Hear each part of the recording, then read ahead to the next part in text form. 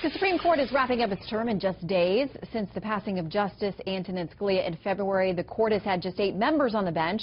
And while President Obama's pick to replace Justice Scalia remains in limbo, the court's work continues. As early as tomorrow morning, we could get decisions in cases involving affirmative action, abortion, and immigration. Here to weigh in, 2 of our favorite Supreme Court experts, Elizabeth Wydrup, president of the Constitutional Accountability Center, and Carrie Severino, policy director at the Judicial Crisis Network. Great to have you both. Great to be with you, Shannon. All right, I want to start with the abortion case. This one comes out of Texas, and in fact, all 3 of these cases we've mentioned are coming from Texas. This one has to deal with a state law that was passed there setting specific standards for abortion providers and their clinics.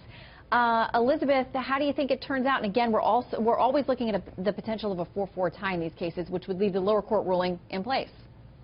Yeah, you know, if there is a 4-4 tie, that would be terrible for the country because it would mean that women enjoy their fundamental rights just based on where they live. They didn't enjoy them differently because the court can't function with only 8 justices. But I think all eyes are going to be on Justice Kennedy, and I don't think it will split 4-4. I think Justice Kennedy will join the more liberal justices to say, look, the Supreme Court has reaffirmed that there's a constitutional right for a woman to choose whether or not to have an abortion, and if laws like Texas's are allowed to stand, that means that right will be good only in theory and not in actual fact. So I don't think that Justice Kennedy and the Supreme Court majority will allow these laws like Texas's to stand. I think they'll strike them down. Carrie, what do you think? Do you think that they come to a very narrow agreement of some kind that wins over Justice Kennedy's vote to the more liberal side of the court, or do you think they allow something this important to end in a tie?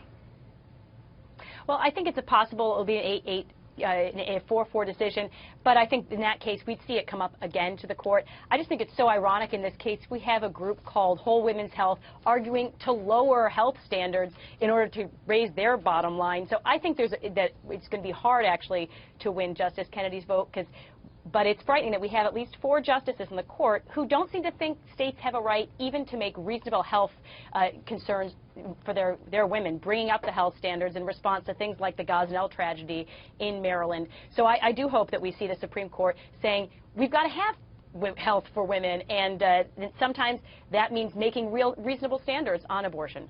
Okay, I want to stay with you, Carrie, about our next case, also out of Texas. This has to deal with executive action, executive power by the president, some directives the administration gave with respect to immigration and blocking the deportations of certain people who are already here. 26 states, with Texas leading the way, are suing, saying the president has overstepped his constitutional boundaries again, facing a potential tie. Where do you think we go? Yeah, I think it's definitely possible it'll be a tie. The significant point here that came out in arguments is that it isn't just about saying we're not deporting them. This is really giving them a license to stay here lawfully. It's saying that they are lawful presence when they're not here lawfully, and they can then file for Social Security, earned income tax credits, a lot of other benefits. That's why Texas is suing, because it's going to cost them a lot of money. It could even go 4-4 on a technicality of whether Texas has the right to sue, and that's actually frightening because it means that maybe the court isn't going to even be able to push back on this executive power grab, and that means the next president, be it President Clinton or President Trump, could take this executive overreach to a new level. So the next Supreme Court justice will probably be the deciding vote on this kind of thing, whether the court stands up to executive power. Unfortunately, Merrick Garland's someone who tends to go with the executive on these things. So, there's really a lot hanging in the balance here. And Garland, of course, is the one who President Obama has nominated to take that seat, that 9th seat on the court. All right, Elizabeth, I'll give you the final word here on this executive action immigration case.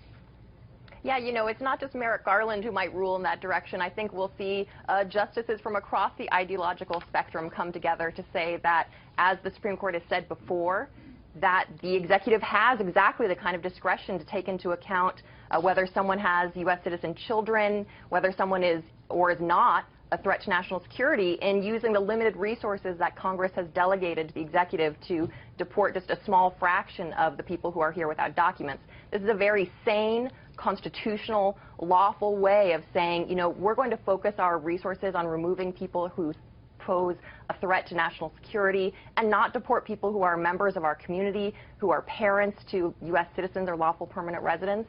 And I think that that will prevail in the Supreme Court, and it absolutely should. All right, we could find out as early as 10 a.m. Eastern tomorrow in the morning. We will all be watching and waiting for those decisions. Elizabeth and Carrie, thank you both. Thanks, Shannon. Thank you, Shannon.